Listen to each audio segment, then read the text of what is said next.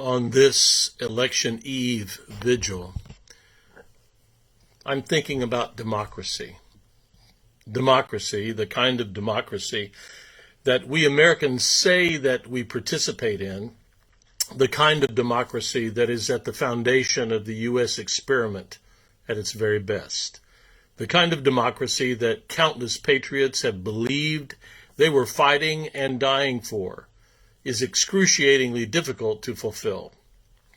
Any leader who promotes an easy solution for the plethora of nettlesome problems within a democratic nation is only peddling snake oil, as they used to say.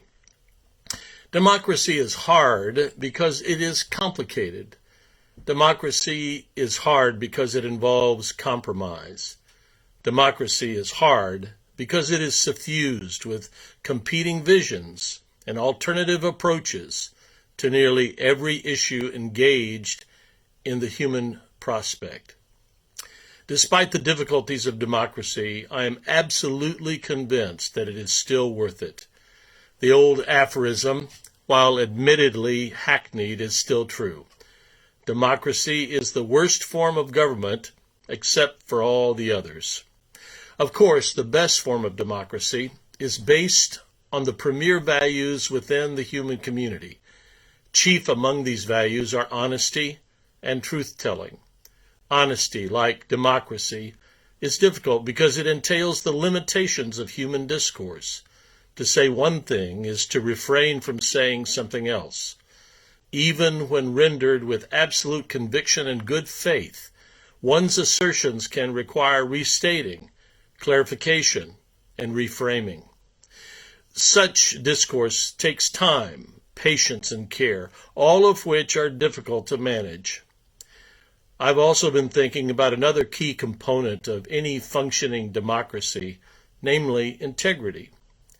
Personal, communal, and national expressions of integrity, that is, meaning what you say and saying what you mean, acting on the basis of consistent morality, and coherently reflecting and expressing one's moral convictions, are essential for any democratic nation to achieve its highest goals, particularly in the United States and our lofty ideals of life, liberty, and the pursuit of happiness.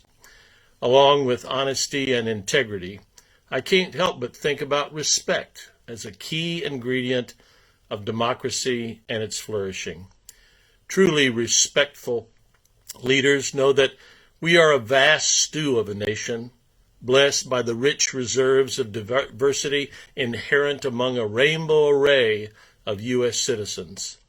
Along with honesty, integrity, and respect as key features of a strong democracy, I've been musing a lot about compassion.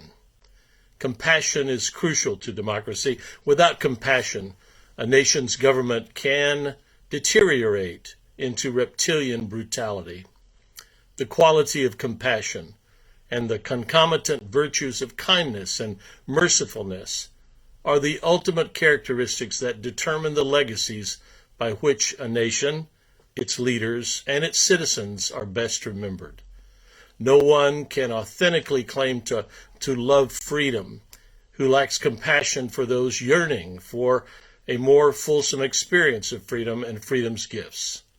So democracy, honesty, integrity, respect, and compassion, these are the things I've been thinking about as I ponder where we are as a nation on the eve of this election.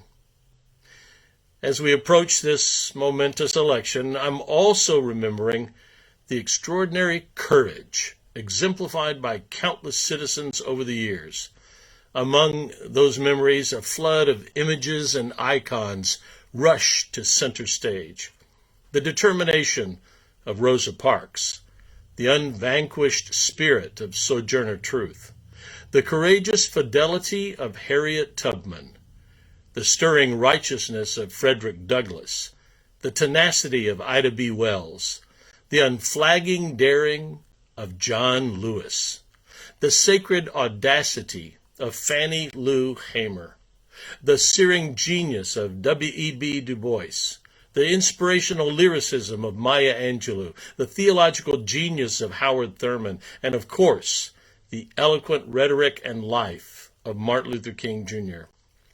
I'm also remembering the courage from another figure, less well known, but no less significant than all the other celebrated exemplars I've just mentioned.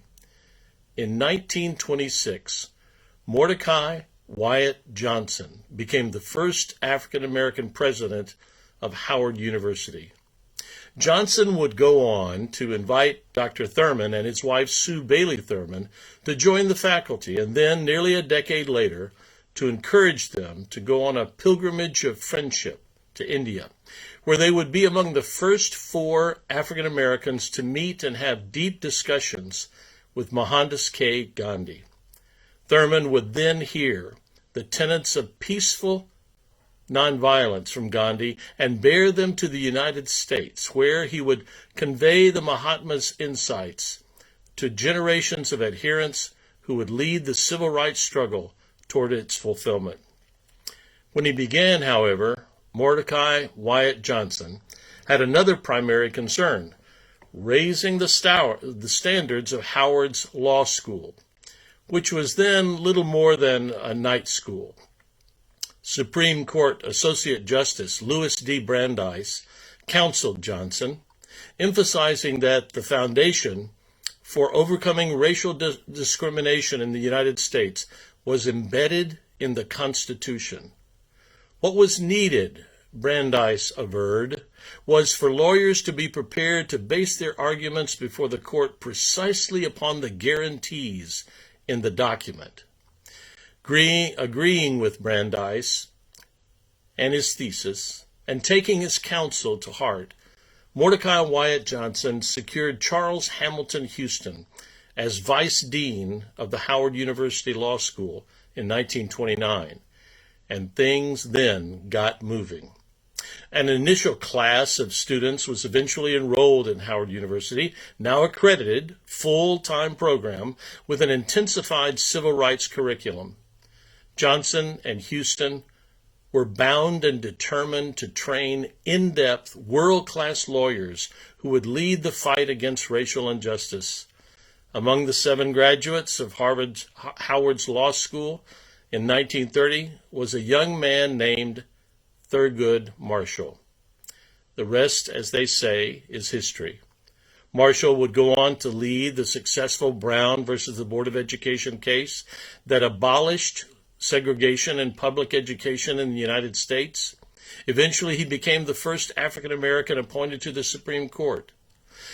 Mordecai Wyatt Johnson and Charles Hamilton Houston were not the only ones to lead America toward the dismantling of institutional prejudice in the 20th century, but their unflagging courage and strategic, visionary hopefulness contributed mightily to the transformation of American culture and the promise of American democracy for one and all.